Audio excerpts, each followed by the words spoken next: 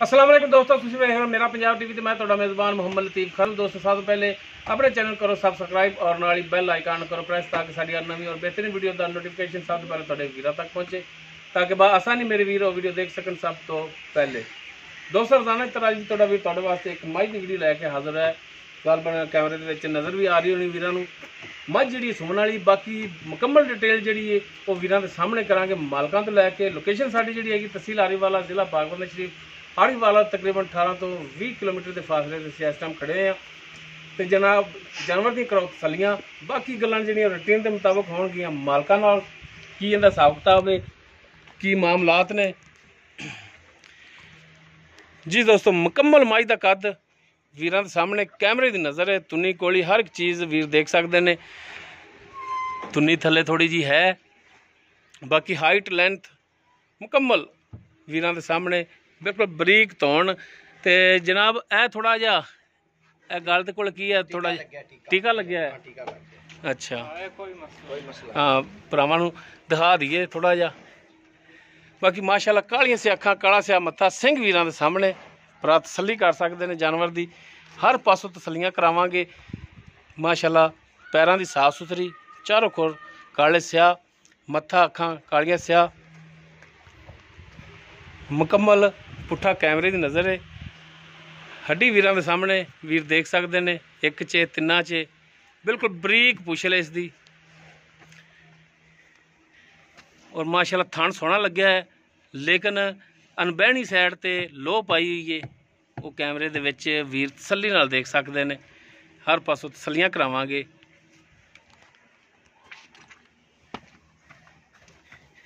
और जी माशाल्लाह सोहना पावर वाला थान लग्या है, मुठ पर कला कला थान।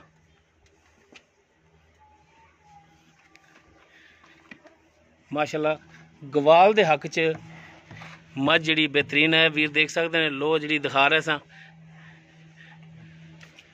तुन्नी ते भी थोड़ी जी लो है। बाकी जनाब इन्हूं माड़ा छड्डो ना, टोर के दिखाओ।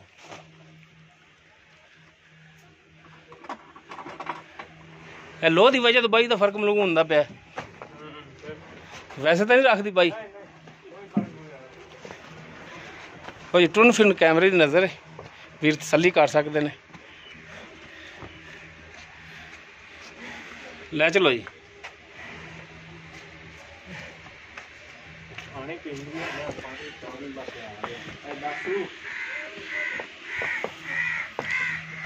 बाकी डिटेल लैके वो वीरां दे सामने कर देने। किनवा सुबह की हिसाब किताब है, किन्ने दिन लैके सुमन दे विच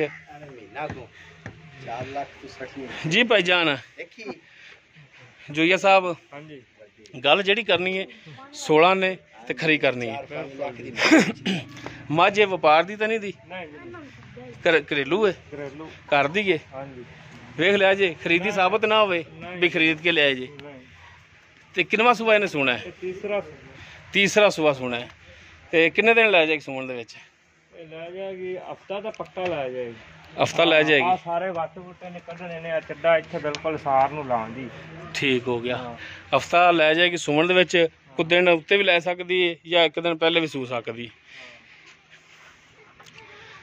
थणा दी पिछे दी ये थोड़ी गारंटी होनी? साडी गारंटी इहदा कोई नुकसान नहीं। थण च वाधा घट होया जानवर तुहाडा, पिछे दा मसला होया जानवर तुहाडा।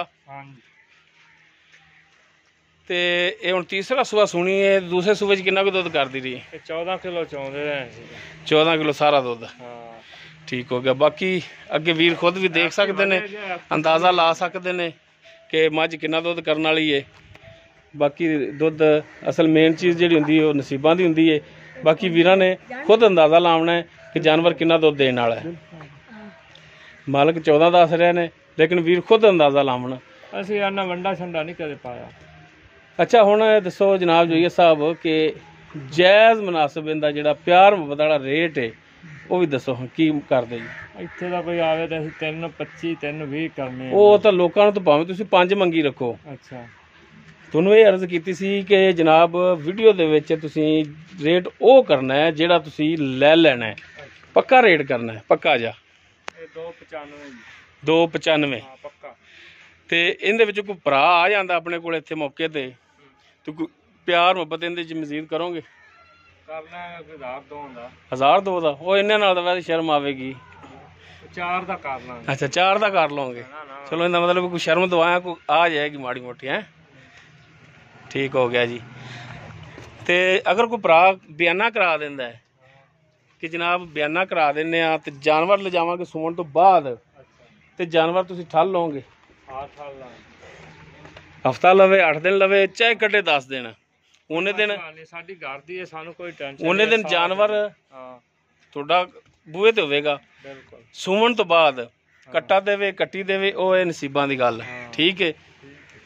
ਤੇ ਲੇਕਿਨ ਅਗਰ ਥਣ 'ਚ ਕੋਈ ਫਾਲਟ ਨਿਕਲਿਆ ਬਿਆਨਾ ਕਾਬਲੇ ਵਾਪਸੀ ਹੋਣਾ ਹੈ। ਵਾਪਸੀ ਇਹ ਗੱਲ ਰਿਕਾਰਡ ਹੋ ਰਹੀ ਹੈ। ਬਿਆਨਾ ਕਾਬਲੇ ਵਾਪਸੀ ਹੋਣਾ ਹੈ। ਜਾਨਵਰ ਤੁਹਾਡਾ ਹੋਣਾ ਹੈ।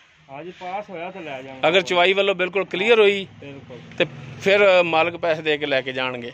ਨਹੀਂ ਆਪਣੀ ਮੈਂ ਵੀ ਅੱਲਾ ਕੀਤੀ ਸੋਨੇ ਰੰਗੀ ਉਹਦੇ ਕੋਈ ਰੋਲ ਲੇਕਿਨ ਗੱਲ ਕਲੀਅਰ ਕਰਨੀ ਚਾਹੀਦੀ ਹੈ ਜੀ। ਦੋਸਤੋ ਤੀਸਰਾ ਸੂਆ ਹੈ। ਸੂਣ ਦੇ ਵਿੱਚ ਕੋਈ ਹਫਤਾ ਲੈ ਜਾਏਗੀ। ਗਵਾਲ ਦੇ ਹੱਕ 'ਚ ਮਾਸ਼ਾਅੱਲਾ ਬਿਹਤਰੀਨ ਮੱਝ ਥਣਾ ਦੀ ਪਿੱਛੇ ਦੀ ਇਹ ਮਾਲਕਾਂ ਦੀ ਗਰੰਟੀ ਹੈ। ਰੇਟ ਜਿਹੜਾ ਪੂਰਾ ਜਿਹਾ ਉਹਨਾਂ ਨੇ ਕੀਤਾ ਹੈ 2,95,000। ਬਾਕੀ ਇਹਦੇ ਵਿੱਚੋਂ ਕੁਝ 4,000 ਕਹਿੰਦੇ ਨੇ ਕਿ ਮਜ਼ੀਦ ਲੈਸ ਕਰ ਲਾਂਗੇ।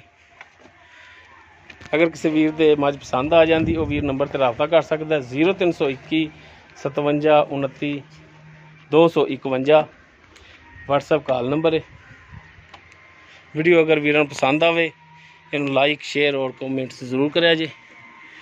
ਵੀਰਾਂ ਦੀ ਇੱਕ ਦਫਾ ਫਿਰ ਲਿਬਾਸ ਦੀ ਤਸੱਲੀ ਕਰਾ ਦਈਏ ਕਿ ਇਹ ਲੋਹ ਪਾਈ ਹੋਈ ਹੈ ਅਨਬਹਿਣੀ ਸਾਈਡ ਤੇ ਵਾਜ਼ੇ ਨਜ਼ਰ ਆ ਰਹੀ ਹੈ।